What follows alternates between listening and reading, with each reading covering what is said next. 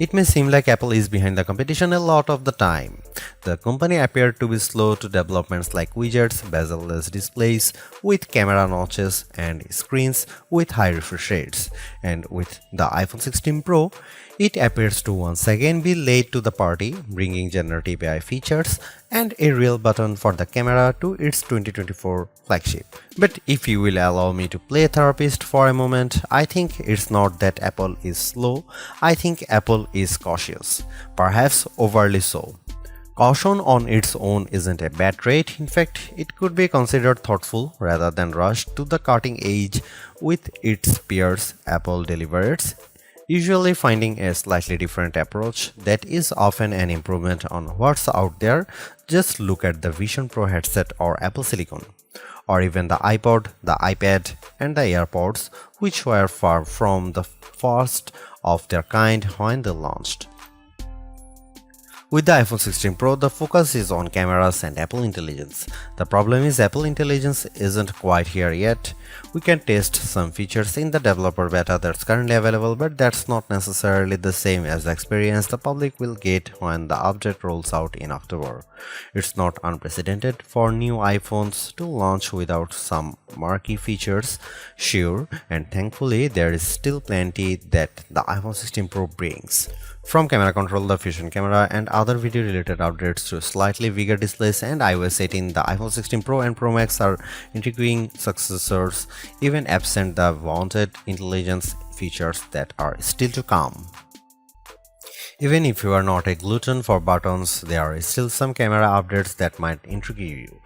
This year's flagships sport what Apple calls a 48 megapixel Fusion camera, which has a faster quad pixel sensor. This enables what the company describes as zero shutter lag, which is wording it has used repeatedly over the years. In this case, it's referring to how quickly the camera will capture a shot after you press the shutter button.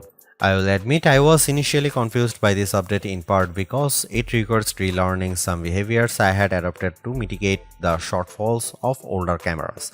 Basically, the iPhone 16 Pro's cameras are now so fast that when I asked someone to throw something so I could capture it in motion to see how still the images were, my shots ended up being of the person holding the object. Our video producer and I were very confused, and it wasn't until the zero shutter lag concept was explained clearer to me that I got it.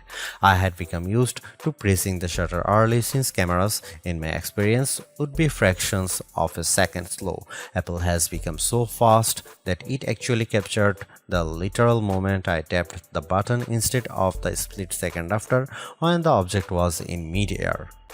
Depending on your mood, the new photographic styles can be fun or serious. Apple's tweaked the built-in camera filters to not only offer more options but give you greater control. Due to how the company has refined its processing each year, there is also an improved depth map captured when it detects a face in the scene. This, combined with a greater focus on color science around skin tone, has led to what might be my favorite new iPhone 16 feature. Whether I shot them in portrait mode or not, photos of people what I took using the iPhone 16 Pro were a dream to edit. Simply switching between the standard, natural, luminous, quiet, or ethereal styles already resulted in improvements to be colors and shadows, but I could also tap on each thumbnail to access the new editing touchpad and drag a dot around. This let me more precisely tweak the hues and contrast levels, and an additional slider will let me adjust how warm the image was.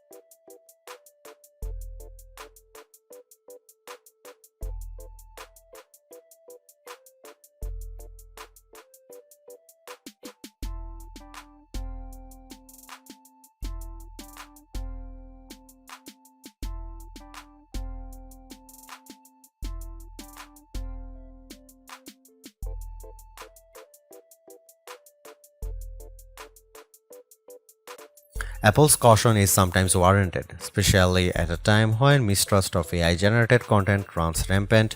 The company taking its time to get Apple Intelligence right is understandable, but its deliberation doesn't always lead to winners. While I appreciate the attempt to differentiate camera control with the touch sensor for more versatility, I am not yet convinced on its usefulness.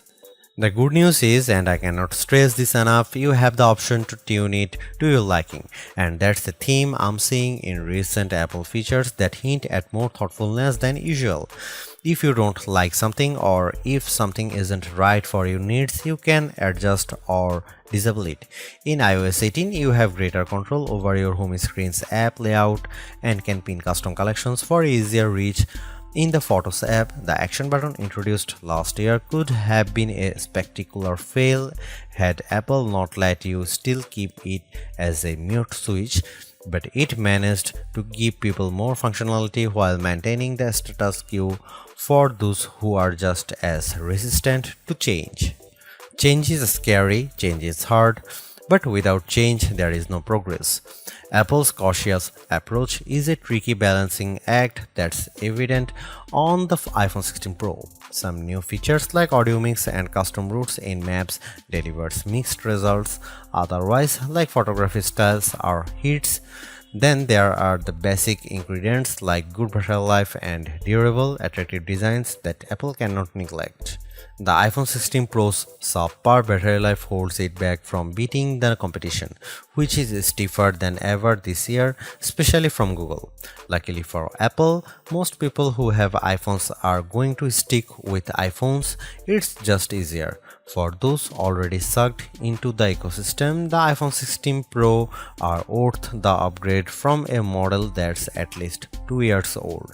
If you already have an iPhone 15 Pro, for the sake of our planet and your wallet, you might prefer to hold off on upgrading, especially since this year's devices aren't that much different.